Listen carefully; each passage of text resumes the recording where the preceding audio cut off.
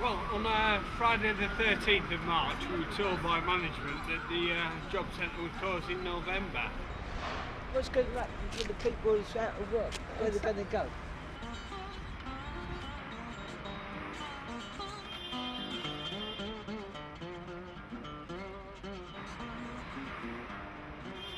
Ultimately, it's a no-brainer that we've got 8 to 9% unemployment in Lewisham, and I think it's fair to say it's probably higher in Deptford. The idea of having that number of unemployed people locally and not having a job centre where they have to go all the way over to Forest Hill to have their claims processed is really a ridiculous situation. They would have to pay up to £2 each way on the bus simply to go and sign on out of £64 a week benefit. Well, obviously members were very concerned about this, and PCS decided to launch a campaign. We launched a petition, an electronic one-on-one on the Prime Minister's website. We immediately got in touch with Joan Ruddock.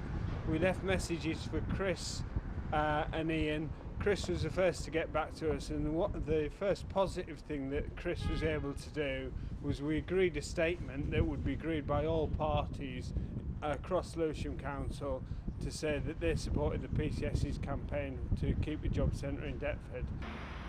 Well, after that we raised the issue in the town hall and we got cross-party support for the idea of keeping the job centre in Deptford, and organised a local public meeting at which Ian spoke, and that was really at the point that the campaign took off and we had the wider support of the community. I think that meeting was really important because although Chris worked really hard to get the statement supporting the job centre in the town hall, we knew that unless the campaign was taken forward, that the support from the other parties would be relatively just on paper.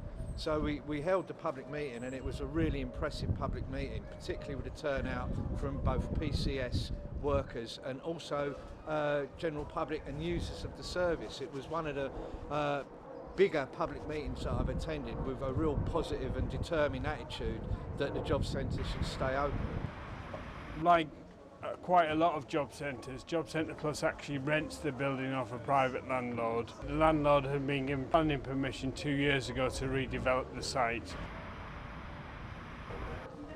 One of the things that came out of the public meeting, along with the determination of the workers and the local community to keep the centre open, was the issue that we raised, that we wouldn't have been in this problem in the first place if the government hadn't sold off all the job centre buildings to the private sector.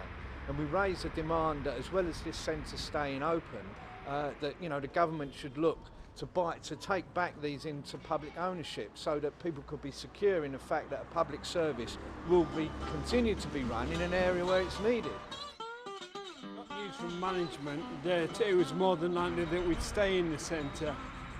The lease is up, it's November, and we're still working in the centre.